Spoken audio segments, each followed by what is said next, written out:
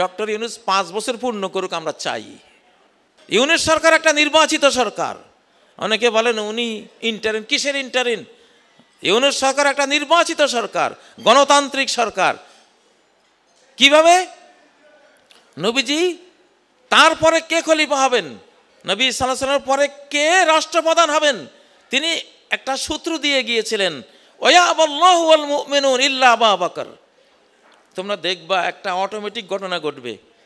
আমার পরে কে খলিফা হবে আমি জানি, কিন্তু আমি তোমাদেরকে চাপিয়ে গেলাম না। আমি জানি আল্লাহ আবু বকরকে নেবেন, তোমরাও ইচ্ছে করে আবু বকরকে নিবা, এই জন্য আমার বলার দরকার নাই। আমি জানি এটা। উনি একটা আগাম প্রেডিকশন দিয়ে গেলেন, ঠিক তাই হলো। আবু বকর, উমর হাত বাড়ালেন, আবু বকর তুমি প্রেসিডেন্ট, খলিফা। সাথে জানা ছিল, হ্যাঁ ঠিক আছে। এত উত্তম মানুষ আর কে আছে আমাদের সমাজে? দেখতে দেখতে গোটা সমাজ মেনে নিল। ঠিক ইউনূসের ঘটনা তো এইরকম। ওটা হলো নবুয়তের গণতন্ত্র, নবীজির দেয়া গণতন্ত্র। ওটা তিনি জাতির উপর রেখে গেলেন, সেটা জাতি বাস্তবায়ন করলো। ইউনূস সরকারকে অনির্বাচিত সরকার কেমনে বলবো? ওটা সর্বোত্তম, সর্বশ্রেষ্ঠ যে গণতন্ত্র রাসূল রেখে গিয়েছিলেন উম্মতের জন্য, সেই ধারা ডক্টর ইউনূসকে আমরা নির্বাচন করতে পেরেছি। আলহামদুলিল্লাহ, এটা আমাদের গৌরব।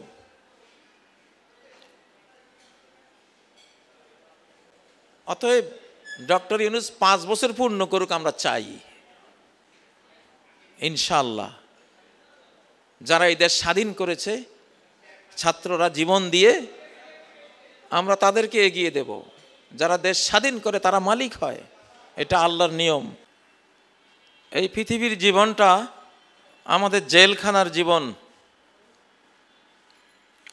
আমরা আসামি মাতা পিতার সন্তান হিসেবে আমরাও কারাগারে আবদ্ধ। ও আসা আদমু রব্বাহু ফাগাওয়া, আদম তার রবের আদেশ লঙ্ঘন করেছিলেন, সেজন্য তিনি পথ হারিয়েছিলেন। সেজন্যই আল্লাহ বলেছেন, কুলনা হাবিতু মিনহা জামিয়া, জান্নাত থেকে চলে যাও, সকলেই চলে যাও। মূলত আমরা এই পৃথিবীর অধিবাসী নই, এখানে আমাদের সৃষ্টি নয়, আমরা এখানে প্রবাসী। আমরা এখানে কারাশাস্তি, আমাদের যেই কারাদণ্ড দেয়া হয়েছে, সেই দণ্ড ভোগ করার জন্য মা বাবার সাথে এখানে চলে এসেছি। এখনকার বিজ্ঞানীরাও গবেষণা করে প্রমাণ করেছে যে মানুষ এই গ্রহের সৃষ্টি নয়, এটা ভিন্ন কোনো গ্রহ থেকে এসেছে। ভিন্ন কোন গ্রহ থেকে এসেছে তারা তো আর জানে না, কিন্তু মুসলিমরা তো জানে। আসমানি গ্রন্থগুলো যারা অধ্যয়ন করে তারা তো জানে এরা জান্নাত থেকে এসেছে। अगर समझा मेरे शकवे को तू रिदवान समझा, मुझे जन्नत से निकाला हुआ इंसान समझा। আমরা জান্নাত থেকে বহিষ্কৃত মানুষ। জান্নাত উপরে, জাহান্নাম নিচে। আমরা উপর থেকে এসেছি উপরে চলে যাবার জন্য, কিন্তু যদি এখানে এসে উপরকে ভুলে যাই, জান্নাতকে ভুলে যাই, তাহলে নিচে চলে যেতে হবে। আবার যদি ভুল করি, এক ভুল তো উপরে আমরা করেছি, বাবা ভুল করেছে মানে আমরাই ভুল করেছি, আমরাও তাই করতাম। ইন্নাল ওয়ালাদা সিররুল লিআবি, বাবা যা করে ছেলেরাও সুযোগ পেলে সেটাই তো করতো বা করবে। সেই হিসাবে আমরাও আসামি। জাহান্নাম তো সোজা মাটির নিচে, ভূগর্ভের মাঝখানে, যে সূর্যের তাপমাত্রার চেয়েও আরো কঠিন যে আগুন, এটা তো জাহান্নাম। সিজ্জিন, কাল্লা ইন্না কিতাবাল ফুজ্জার লাফি সিজ্জিন, ফাসেক ফাজিরদের যেই কিতাব, তাদের লিস্ট, সেটা হলো সিজ্জিনের মধ্যে। সিজ্জিন কোথায়? তাহাতাল আরদি সাবিআ, এই ভূপৃষ্ঠের 7ম স্টেজের নিচে, সেটাই জাহান্নাম। এটা জাহান্নামের এরিয়া। আমরা যেখানে আছি 1ম আকাশের নিচে, এটা সিঙ্গার ফুৎকারের পরে টোটাল জাহান্নামের এরিয়া পরিণত হবে। আপনি যদি এই জাহান্নামের এরিয়া থেকে বাঁচতে চান তাহলে অবশ্যই আপনার জন্য একটা মহাকাশ যান লাগবে। সেই মহাকাশ যানটি হলো কোরআন। ইন্নাল্লাহা ইয়ারফা বিহাযাল কিতাবে আকওয়ামান, আল্লাহ এই কিতাব দিয়ে বহু জাতিকে উপরে তুলে নেবেন। উপরে তুলে নেওয়া মানে মর্যাদাগত উপরে তুলে নেওয়া, এটাও ফিজিক্যালি উপরে তুলে নেওয়া, এটাও, এটা মহাকাশ যান। আল কোরআন হাবলুল্লাহ, কোরআন আল্লাহর রশি। তরফুহু বিয়াদিল্লাহ, এই রশির এক প্রান্ত আল্লাহর হাতে। অতরফুহু বিআইদিকুম, আরেক প্রান্ত তোমাদের হাতে। এটাকে আঁকড়ে ধরো, আল্লাহ টেনে উপরে তুলবেন।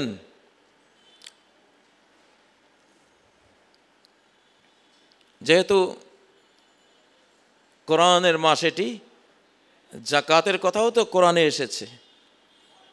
জাকাতে প্রবেশ করার আগে এই জন্য কোরআনে প্রবেশ করলাম, না হলে হক আদায় হয় না। আল কোরআনু শাফিউন মুশাফফা, সহিহ হাদিস, নাসিরুদ্দিন আলবানীর সহিহ হাদিস সিরিজের হাদিস, যে কোরআন সুপারিশকারী, যে সুপারিশ আল্লাহ কবুল করবেন। রোজাদারের জন্য রোজা সুপারিশ করে জান্নাতের আয়োজন করবে।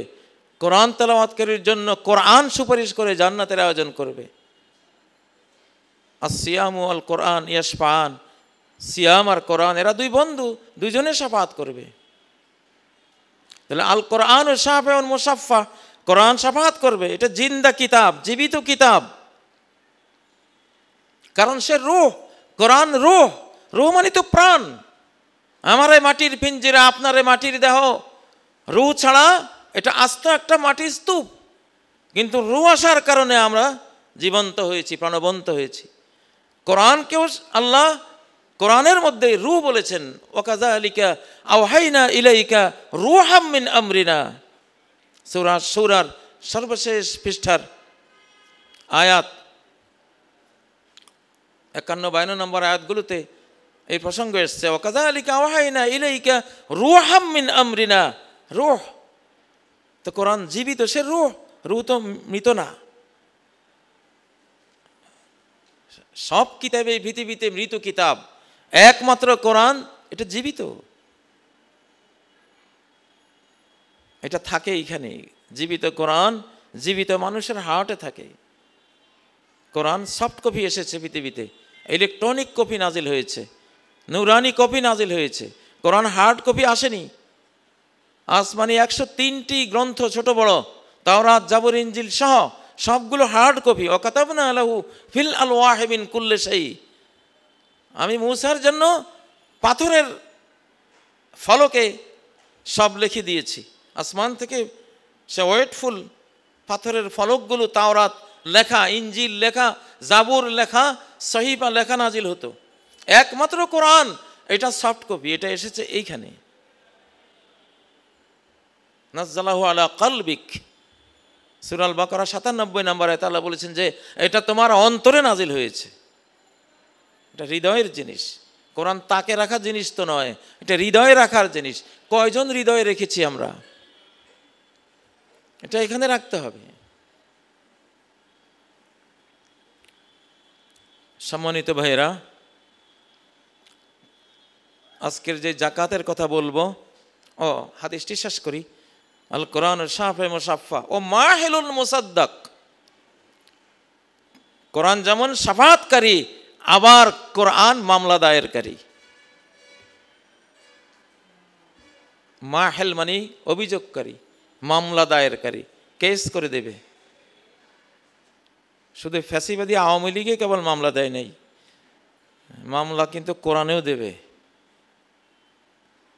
আর 6 দফা মামলা, কোরআন যে পড়ে নাই তার বিরুদ্ধে মামলা, যে পড়লো বুঝলো না তার বিরুদ্ধে মামলা, যে পড়লো বুঝলো আমল করলো না তার বিরুদ্ধে মামলা, পড়লো বুঝলো আমল করলো কিন্তু কোরআন শেখালো না, কোরআনের দিকে ডাকলো না, তার বিরুদ্ধে মামলা, পড়লো বুঝলো আমল করলো মানুষকে শেখালো, কোরআন থেকে যাবতীয় শেফা, দৈহিক রোগের শেফা, মনোরোগের শেফা, সমাজ ব্যাধির শেফা, বিশ্ব ব্যাধির শেফা নিল না, তার বিরুদ্ধে মামলা।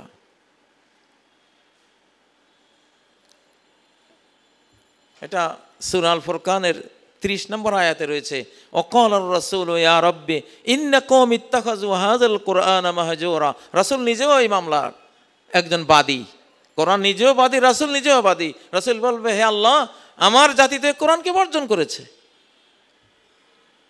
আল্লাহ রাসূলের সারা জীবনের পাঠ্য বই মানে উনি যা অন্তরে ধারণ করেছেন, উনি তো কিতাব পড়েন নাই, দেখে দেখে কিতাব থেকে পড়েন নাই, জিবরাইল দিয়েছে, উনি মুখস্থ করেছেন, মুখ দিয়ে বলেছেন, হৃদয় দিয়ে অনুভব করেছেন। কিতাব তো একটাই ওনার, সাথে হাদিস ছিল, সেটা কোরআনের ব্যাখ্যা, বিশ্লেষণ, আরও একটু বাড়তি কিছু। সাহাবায়ে কেরামদের কিতাব কি ছিল? কয়টা কিতাব ছিল? একটাই, কোরআন। তাবেঈনদের আমলেও এই কোরআনই ছিল।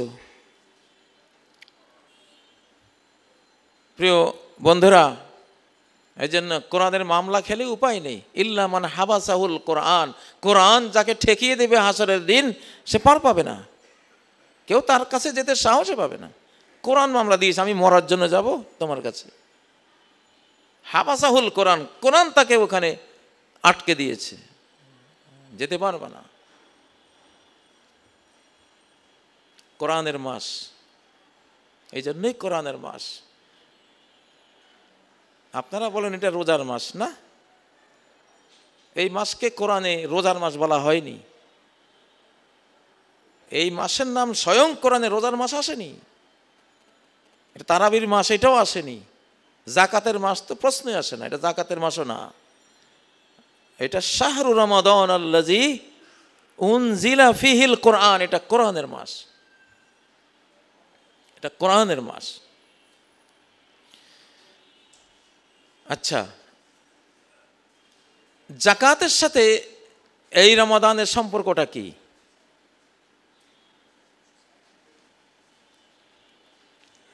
কোরআনের কোনো আয়াতে রমাদানের সাথে জাকাতের সম্পর্ক নাই।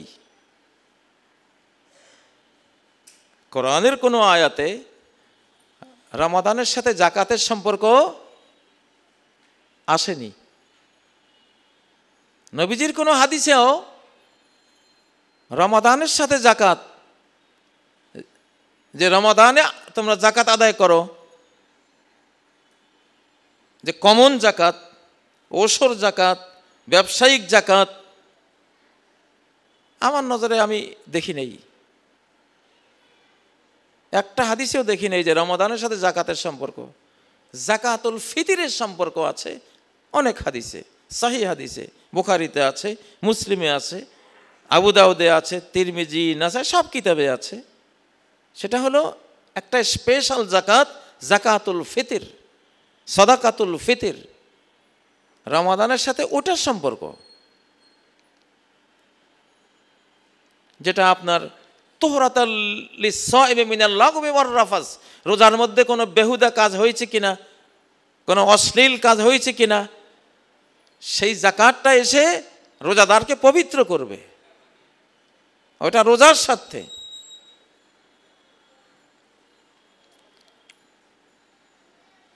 এখন তাহলে জাকাতের সাথে রমাদানের এত অঙ্গাঙ্গী যে আমরা সম্পর্ক রচনা করি, এটা আসলো কোত্থেকে? এটা কতটা প্রয়োজনীয়? আসলে এটা একটা আবেগ, যে রমাদানে তো একটা ফরজ আদায় করলে 70 ফরজের সওয়াব হবে, সেজন্য এই আবেগটা কাজ করে যে এটা আমরা করি। হযরত ওসমানও বলতেন, হাজা শাহরু জাকাতিকুম, সাহাবীরা, এটা তোমাদের জাকাতের মাস। সম্ভবত সাহাবীরা অধিকাংশ ব্যবসা বাণিজ্য রমজানে স্টার্ট করতেন, যাতে আগামী রমজানে জাকাত দেয়া যায়। এখন আপনি জাকাত স্টার্ট করেছেন জুলকাদা মাসে, ধরুন জিলকাদ মাসে আপনি জাকাত স্টার্ট করেছেন, ব্যবসা স্টার্ট করেছেন 10 লক্ষ 20 লক্ষ টাকা নিয়ে। আপনার জাকাত হবে কবে? জিলকাদ মাসের 10 তারিখে ব্যবসা শুরু করেছেন, আগামী বছরের জিলকাদ মাসের 10 তারিখে ফরজ হবে আপনার।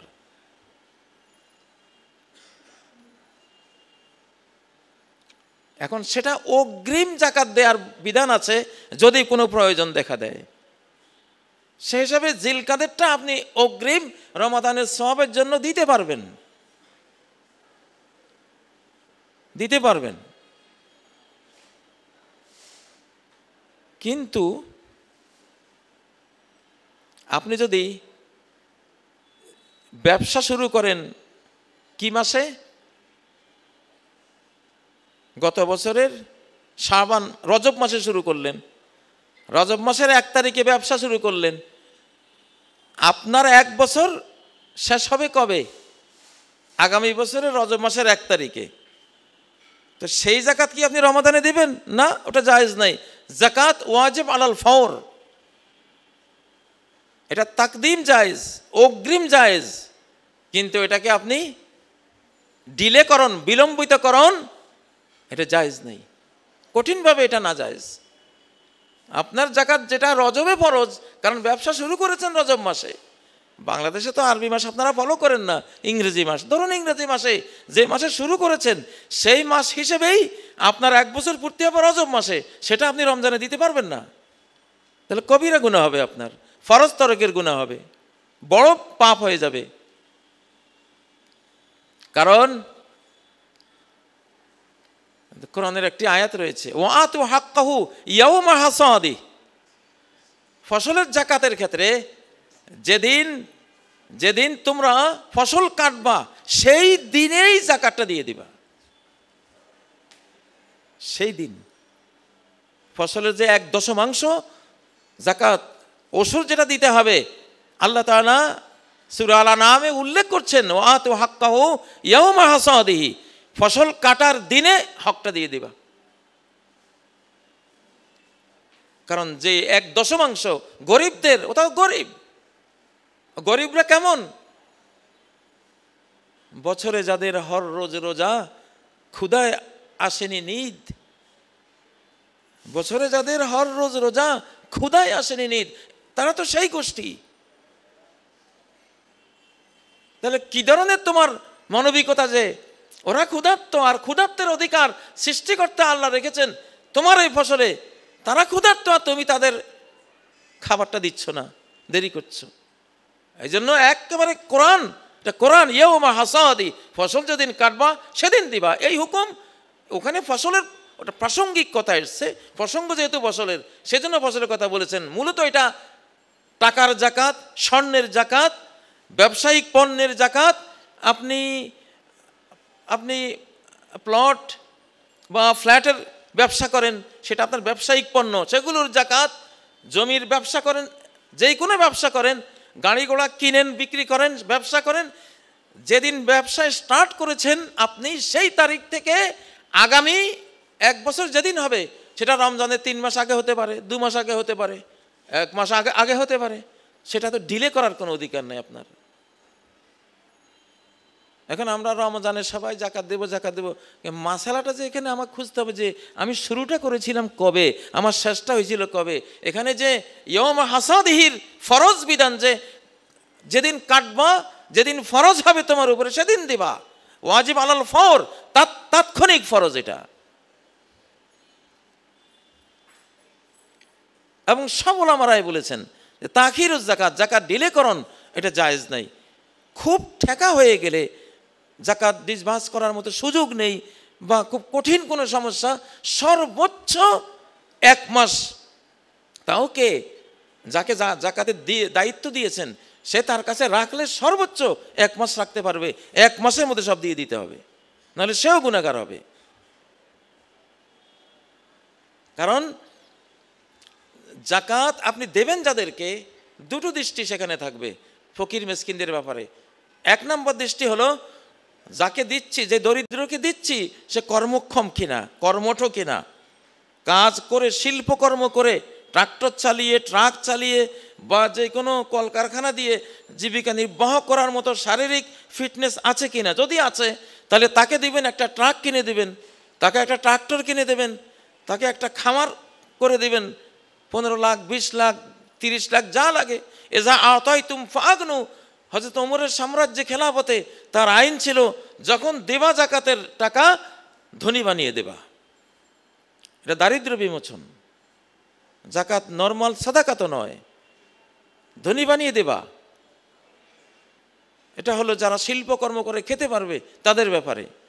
আর যারা অন্ধ, পঙ্গু, বিধবা, এতিম বা অক্ষম, কাজ করতে পারবে না, তাদের দিতে হবে নাফাকাতু সানা, 1 বছরের ব্যয়ভার পুরো 12টা চেক দিয়ে দেবেন। অথবা 12 মাসে কত লক্ষ টাকা লাগবে তার পুরোটা, কারণ আপনি তো জাকাত দিচ্ছেন বছরে একবার, তার পুরো বছরের তো দায়িত্বটা নিতে হবে। তো সেজন্য এই মশালাটা অবশ্যই খেয়াল রাখতে হবে যে জাকাত যাদের আগে ফরজ হয়ে গেছে রমাদানের, তারা কিন্তু রমজান পর্যন্ত এটা অপেক্ষা করবেন না। এটা স্বাভাবিক। আমরা কি সবাই ব্যবসা বাণিজ্য শুধু রমজানে শুরু করি? মোটেও না। অনেকে জানুয়ারি মাসে শুরু করেছে, কেউ ফেব্রুয়ারিতে, কেউ মার্চে, কেউ এপ্রিলে, কেউ বা আরও পরে। এটা তো মাসের সাথে সম্পর্ক। বেসিকলি জাকাতের ইবাদতটি রমাদানের সাথে সম্পৃক্ত না। শুধু 2টা অপশন আছে রমজানে টেনে আনার। একটা হলো আপনি রমাদানে ব্যবসা শুরু করেছেন, অতএব স্বাভাবিকভাবে আগামী রমজানে আপনার জাকাত দিতে হবে, যদি জাকাতযোগ্য সম্পদ থাকে। এই একটা অপশন। আরেকটা হলো আপনার উপরে জাকাতটা ফরজ হবে রমজানের 2 মাস পরে, 1 মাস পরে, বা আরও কিছু কম বেশ সময়ে পরে পরে ফরজটা হচ্ছে, আপনি একটু এগিয়ে আনলেন রমাদানের জন্য। এটা যেহেতু দলিলে আছে, নবী সাল্লাল্লাহু আলাইহি সাল্লাম তাকদীমুজ যাকাত, জাকাত অগ্রিম দেয়াকে এটা তিনি আইন হিসেবে রেখে গিয়েছেন। সহিহ হাদিসগুলোতে আছে। তিনিও আব্বাস থেকে 2 বছরের অগ্রিম জাকাত কালেক্ট করেছিলেন। এটা অগ্রিম করা যায়, কিন্তু এটাকে ডিলে করা যায় না। ধরুন এখন রমাদানে যাদের জাকাত ফরজ হবে, আপনাদের মধ্যে অনেকে যারা আছেন, সুবর্ণ সুযোগ, অনেক বড় একটা মৌসুমুল খায়রের মধ্যে আপনার জাকাতটি ফরজ হয়েছে, আপনি দেন। বা যাদের পরে ফরজ হবে, নিডস এখন অনেক বেশি, আপনি একটু অগ্রিম করে দিলেন, আপনি জাকাত দিলেন। কিন্তু ঢালাওভাবে যেভাবে সারা বাংলাদেশে একটা রমজান আসলেই শুধু জাকাত, এরপরে আর জাকাতের আলোচনা নাই, এই জিনিসটা থেকে একটা ভুল ধারণা যে জাকাত আমার আগে ফরজ হলেও আমি 2-3 মাস পরে রমজানে দেব, থাক, আপনি গুনাহগার হচ্ছেন। কারণ এটা গরিবের হক। যে গরিবের কোনো পেটে খাবার নাই, তার চিকিৎসার টাকা নাই, পঙ্গু, অটিস্টিক, অন্ধ, একবেলা খাবার তার ঘরে নেই, আপনি তার খাবারটা আটকে রাখছেন, 3 মাস পরে দেবেন। এটা একটা অপরাধ, যাতে আমরা এই অপরাধ না করি। প্রিয় বন্ধুরা, তো জাকাত আসলে আমাদের অর্থনীতির একটা বিশাল চালিকা শক্তি। আমরা সম্পদ পেলে সম্পদকে বৃদ্ধি করি ব্যয় করে। জাকাত মানে বৃদ্ধি করা। যেই দুর্বল, মিসকিন, ফকিরদের হক এখানে আছে, তারা হলো আমার রিজিক বৃদ্ধির এক একজন ওসিলা। ইন্নামা তুরযাকুনা ওয়া তুনসারুনা বিদুআফাইকুম। তোমরা যারা শক্তিমান, ধনী, সামর্থ্যবান, সচ্ছল, তোমাদের এত ধন, এত সচ্ছলতা, এত টাকা পয়সা আল্লাহ কেন দেন? তোমাদের সমাজে অনেক দুর্বল আছে, মিসকিন, ফকির, কাঙ্গাল, নিঃস্বরা আছে। তোমরা যে ওদেরকে দান করো, আল্লাহর কাছে খুব ভালো লাগে। তোমাদের ওই দান তার কাছে খুবই তাকে আনন্দিত করে, সেই জন্য তোমাদের রিজিক বাড়িয়ে দিচ্ছেন উনি। এই জন্যই এই দানের নাম কি? জাকাত। এটা বৃদ্ধি, এটা আপনার সম্পদ বাড়াবে। সম্পদ কমাবে না। আমরা বাংলাদেশে জাকাত কালেক্ট করার জন্য কিছু কিছু সংস্থা আছে, যেমন CZM, সেন্টার ফর জাকাত ম্যানেজমেন্ট। ওটাতে আমি শরিয়া চেয়ারম্যান ছিলাম যখন আমি জেলে যাওয়ার আগ পর্যন্ত। যখন জেলখানায় গেলাম তখন তো কাট অফ হয়ে গেলাম, এরপরে আবার দেশান্তরিত হলাম। তারা শত শত কোটি জাকাত কালেক্ট করে ডিসবার্স করে, ভালো। সেরকম আমার ভাই তিনিও জানালেন, তারাও গত 2 বছর থেকে এই কাজটি করছেন। তবে অবশ্যই জাকাত কালেক্ট করলে যারাই করবেন এগুলি তাৎক্ষণিক, সর্বোচ্চ 1 মাস আপনি রাখতে পারবেন, এর মধ্যে এগুলো দিয়ে দিতে হয়, এগুলি বন্টন করে দিতে হয়। তো আমরা আমাদের মধ্যে হয়তো অনেকেরই একটি ফরজ ইবাদত জাকাত, এটি আদায় করার মতো যোগ্যতা আল্লাহ দিয়েছেন। আসলে কোরআনের 27 জায়গার মধ্যে সালাতের সাথে জাকাত এসেছে, সালাতের সাথে জাকাত। সিয়ামের সাথে জাকাত এটা কোরআনে হাদিসে এভাবে আসে না। সিয়াম নিজেই এক জাকাত, আল্লাহ বান্দার উপরে ডাবল জাকাতের বোঝা একসাথে চাপান না। সিয়াম তো হলো জাকাতুল আবদান, আপনি তো না খাওয়ার কসরত করছেন, এটা এক ধরনের জাকাত। সিয়ামটা এটা হলো জাকাতুল আবদান, দেহের জাকাত। আর যেটা সম্পদের জাকাত সেটা তো হলো সম্পদের, একটা সম্পদের জাকাত, একটা দেহের জাকাত। এখন আমরা দেহের জাকাত দিচ্ছি। তো যেহেতু সওয়াব অনেক বেশি, যারা অগ্রিম দেন বা যাদের রমাদানেই ফরজ হচ্ছে তারা এই সুযোগটা অবশ্যই নেবেন। কিন্তু যাদের আগে ফরজ হয়েছে অবশ্যই তারা আগেই দিয়ে দিতে হবে। যেই তারিখে ফরজ সেই তারিখে ইয়াউমা হাসাদিহি, জাকাত ফরজ হওয়ার দিনে, ফসল কাটার দিনে সেটা দিয়ে দিতে হবে। আজকে যেহেতু আসলে আমরা এখন একটা নতুন বাংলাদেশে আমরা আছি, নতুন শতাব্দীতে আমরা ঢুকেছি। 2024 পরবর্তী যুগটা এটি আল্লাহর শতাব্দী। 2024 পরবর্তী পৃথিবী আল্লাহর পৃথিবী। 2024 পূর্ববর্তী পৃথিবী ছিল শয়তানের অবৈধ নিয়ন্ত্রণে, দাজ্জালের অবৈধ নিয়ন্ত্রণে। ধীরে ধীরে সেটা এখন মিশে যাবে ইনশাআল্লাহ। হয়তো অনেকে ভাবছেন এটা একটা প্রেডিকশন, ভবিষ্যৎবাণী। আরে ভাই, কোরআন তো পুরোটাই ভবিষ্যৎ। সালাত পড়া জান্নাতে যাবা, জাকাত দাও জান্নাতে যাবা, সিয়াম পালন করো রাইয়ান গেট দিয়ে ঢুকবা, এগুলি কি ফিউচার না? সব কোরআন তো পুরোটাই ফিউচার। অতীতকেও যখন সে ইতিহাস হিসাবে টানে, ফিউচারের জন্যই টেনে আনে যে অতীত থেকে শিক্ষা নাও। আজকের মুসলমান ভুলে গেছে তার কোরআনের কথা। তাই শতাব্দী এটা কিন্তু জাকাতের শতাব্দী, এটা সিয়ামের শতাব্দী, এটা ইসলামের শতাব্দী। 1924 সালে ইসলামের খেলাফত হারিয়ে গেছে তুরস্ক থেকে। 1924 100 বছরে ফেরত আসবে, যেহেতু আল্লাহ তাআলার প্রতি 100 বছরের মধ্যে ইসলামের সব কিছু নবায়ন করে দেন, নতুন করে হাজির করান। এটা হাদিস। আমার বক্তব্য, এখন আমি বহু বক্তব্যে হাদিসটা বলেছি। ইন্নাল্লাহা ইয়াবআস লিহাযিল উম্মাহ আলা রাসি কুল্লি মিয়াতি সানা মান ইউজাদ্দিদু লাহা দীনাহা। এই উম্মতের জন্য প্রতি 100 বছরের মাথায় আল্লাহ এমন সব ব্যক্তিবর্গকে পৃথিবীতে আনবেন যারা উম্মতের দ্বীনকে নবায়ন করে দেবে, তাজদীদ করে দেবে।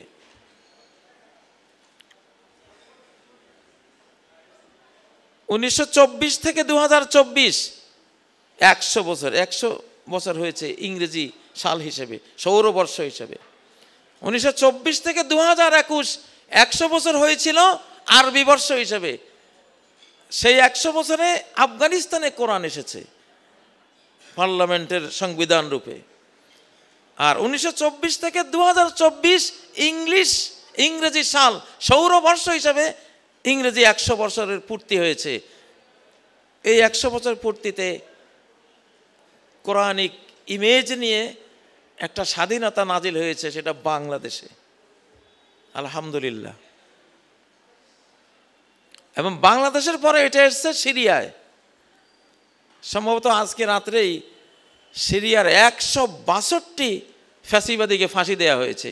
কতই না ভালো হতো যারা 17 বছর আমাদের এই জাতিকে খুন করেছে, আমাদের এই জাতির হাজার হাজার সন্তানকে দুনিয়া থেকে বিদায় করে দিয়েছে, ফাঁসিতে ঝুলিয়েছে, গুম করেছে। এরকম 162 নয়, আরও কয়েকশো 62 যদি ফাঁসিতে ঝুলাতে পারতাম আমরা, তাহলে এই দেশের বিরুদ্ধে বিদেশে বসে বসে, পার্শ্ববর্তী ভারতে বসে যত চক্রান্ত হচ্ছে এগুলো থেমে যেত। ওয়ালাকুম ফিল কিসাসি হায়াতুন ইয়া উলিল আলবাব, জানের বদলা জান, এই বিচার কার্যে তোমাদের সমাজের জীবন নিহিত রয়েছে। যদি এটা না করো মরণ আসবে। আমরা ইউনূস সরকারকে বলছি, ইউনূস সরকার একটা নির্বাচিত সরকার। অনেকে বলেন উনি ইন্টারিন। কিসের ইন্টারিন? ইউনূস সরকার একটা নির্বাচিত সরকার, গণতান্ত্রিক সরকার। কিভাবে? নবীজি তারপরে কে খলিফা হবেন, নবী সাল্লাল্লাহু আলাইহি ওয়াসাল্লামের পরে কে রাষ্ট্রপ্রধান হবেন, তিনি একটা সূত্র দিয়ে গিয়েছিলেন, ওয়ায়াবাল্লাহু ওয়াল মুমিনুন ইল্লা আবু বকর। তোমরা দেখবা একটা অটোমেটিক ঘটনা ঘটবে। আমার পরে কে খলিফা হবে আমি জানি, কিন্তু আমি তোমাদেরকে চাপিয়ে গেলাম না। আমি জানি আল্লাহ আবু বকরকে নেবেন, তোমরাও ইচ্ছে করে আবু বকরকে নিবা, এই জন্য আমার বলার দরকার নাই। আমি জানি এটা, উনি একটা আগাম প্রেডিকশন দিয়ে গেলেন। ঠিক তাই হলো। আবু বকর, উমর হাত বাড়ালেন, আবু বকর তুমি প্রেসিডেন্ট, খলিফা। সাথে জানা ছিল, হ্যাঁ ঠিক আছে। এত উত্তম মানুষ আর কে আছে আমাদের সমাজে? দেখতে দেখতে গোটা সমাজ মেনে নিল। ঠিক ইউনূসের ঘটনা তো এইরকম। ওটা হলো নবুয়তের গণতন্ত্র, নবীজির দেয়া গণতন্ত্র। ওটা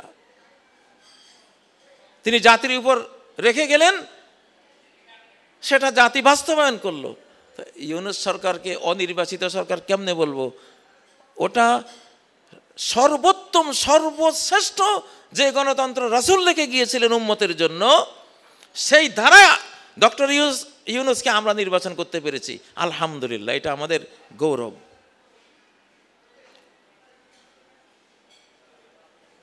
অতএব ডক্টর ইউনূস 5 বছর পূর্ণ করুক, আমরা চাই ইনশাআল্লাহ। যারা এই দেশ স্বাধীন করেছে, ছাত্ররা জীবন দিয়ে, আমরা তাদেরকে এগিয়ে দেব। যারা দেশ স্বাধীন করে তারা মালিক হয়, এটা আল্লাহর নিয়ম। আজকে আর লম্বা কথা বলছি না। আমরা চাই বাংলাদেশ স্টেবল হোক, আমরা একটু ভালো করে জাকাত দেই, আমরা একটু ব্যয় করি, ডক্টর ইউনূসের অধীনে দেশ শান্তির পথে এগোক, এই কামনা রেখে, আল্লাহর কাছে দোয়া রেখে এখানেই সমাপ্ত করলাম। সুবহানাকাল্লাহুম্মা বিহামদিক, আশহাদু আল্লা ইলাহা ইল্লা আনতা আস্তাগফিরুকা ওয়া আতুবু ইলাইক। আসসালামু আলাইকুম ওয়া রাহমাতুল্লাহি ওয়া বারাকাতুহু।